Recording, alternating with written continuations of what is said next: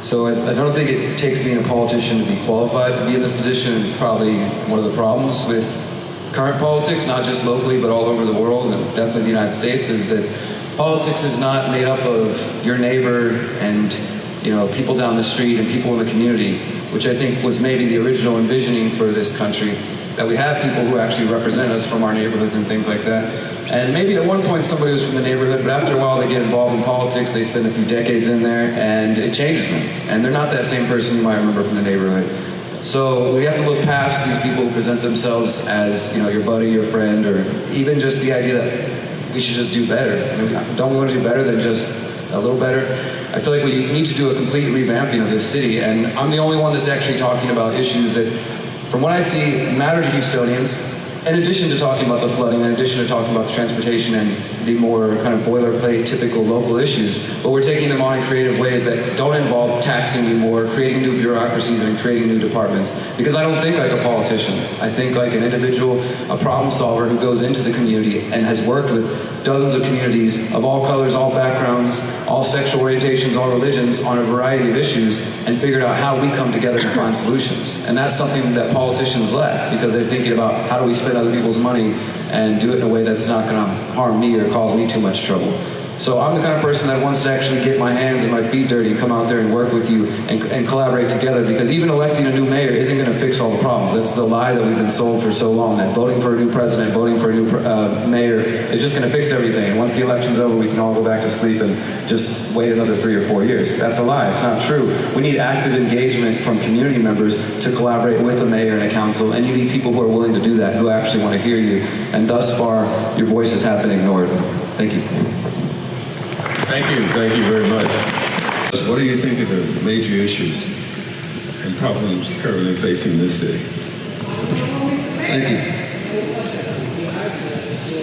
I think one of the main issues,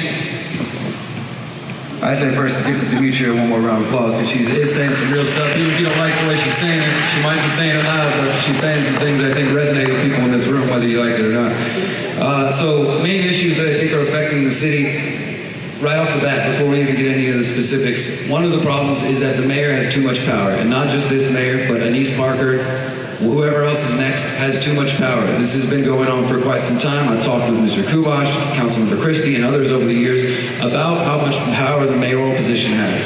And we are in a position where even if we get all 16 council members, if you all start calling your council members, emailing them, contacting them, visiting them, and letting them know you have a concern about a topic, say flooding, say crime, whatever it may be, if the mayor, again, not just this mayor, but the mayoral position doesn't agree with that, they can essentially shut it down. They can keep it from going further, keep it from being voted on, keep it from being a part of the official agenda. And if you've ever been to city council, if you're not on the official agenda, and especially if you're me and you come talk to them every week, they like to put you at the end and make you wait hours and hours, and by the time you get to speak, the council members aren't even listening, the mayor's already gone, and you pretty much spent your whole afternoon just wasting your time because they're not even listening.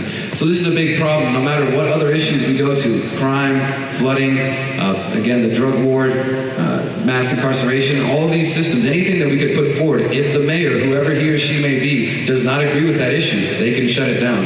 I want to make a charter amendment where we could actually put it where if 1/3 of the council members agree or support a topic, that it would automatically be placed on the official agenda where it could be further discussed, debated, maybe potentially voted on.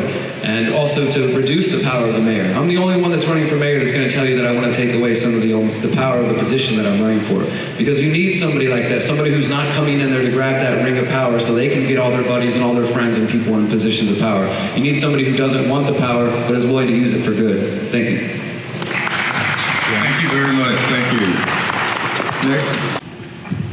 I'll just echo those statements. The $1 million grant popped in for this community. Well, then the first thing you do is you come back to this community, not just with the Voters League, although definitely with the Voters League, but also go to the neighborhood schools, go to all the community groups, any civic groups, every single association, hold open town-wide, town halls where people can come forward and put forward their opinion, their ideas, because if it's $1 million grant for your community, why should anybody at City Hall have anything to do with where it goes?